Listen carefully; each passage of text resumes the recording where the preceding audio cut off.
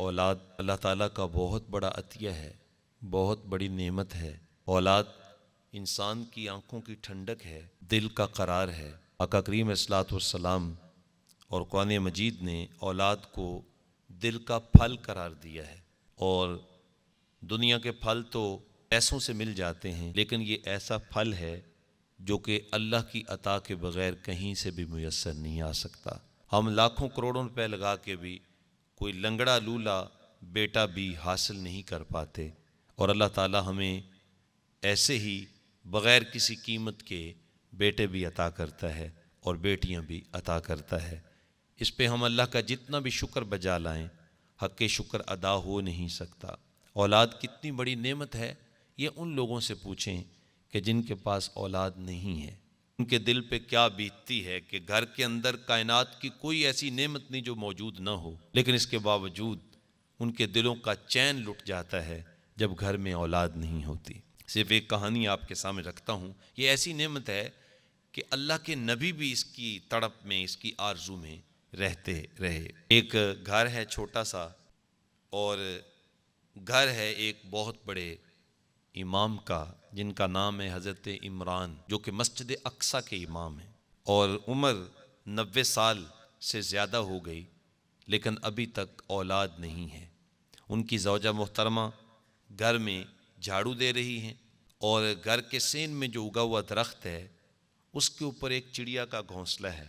چڑیا باہر سے دانہ دن کا لاتی ہے، اور وہاں گھونسلے میں اس کے بچے موجود ہیں، ان کے منہ میں دانہ ڈالتی ہے، بچے خوش ہو جاتے ہیں، ماں بھی خوش ہوتی ہے۔ حضرت حنہ یہ منظر دیکھ رہی ہے، لیکن چونکہ خود اولاد کی نعمت سے محروم تھیں، دل کے اندر ایک غم تازہ ہوا، اور اللہ کی بارگاہ میں عرض کرتی ہیں، مالک تو نے ان پرندوں کو بچے دیے ہیں، تو یہ اپنے بچوں سے پیار کرتے ہیں، اگر تم مجھے بیٹا دے دینا تو میں اس کو تیرے گھر کا خادم بنا دوں گی، اس کو تیرے گھر مسجد اقصیٰ کی خدمت کے لیے وقف کر دوں گی۔ دل سے دکھ دل کی آواز اللہ کے عرش تک پہنچی۔ حضرت حنہ حمل سے ہو گئیں، اتفاق ایسا کہ ان کے شوہر نامدار حضرت عمران کا انتقال ہو گیا۔ جب حضرت حنہ نے بچے کو جنم دیا تو یہ بچہ نہیں تھا، یہ بچی تھی۔ تو حضرت سیدہ حنہ پریشان ہو کے بیٹھ گئیں، مالک میں نے تو تجھ سے بیٹا مانگا تھا تاکہ تیرے گھر کی خدمت کے لیے وقف کر سکوں، چونکہ گھر کی خدمت تو مسجد کی تو بیٹے ہی کر سکتے ہیں۔ اللہ تعالیٰ جل شانہ نے ارشاد فرمایا، اے میری بندی، یہ جو ہم نے تجھے بیٹی عطا کی ہے اس کا نام ہم نے مریم رکھا ہے، وَلَيْسَ الذَّكَرُ كَالْأُنثىٰ، اور یہ ایسی بیٹی ہے اس طرح کے تو بیٹے بھی نہیں ہوتے، یہ تو بیٹوں سے بھی زیادہ باوقار اور عزت والی اور کردار والی بیٹی ہم نے آپ کو عطا کی ہے۔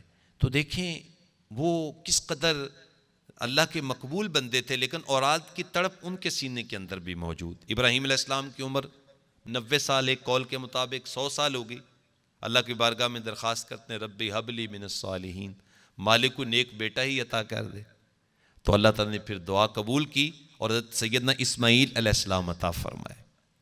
تو یہ اولاد اللہ کا ایسا خاص انعام ہے کہ جس کا ہم شکر ادا ہی نہیں کر سکتے۔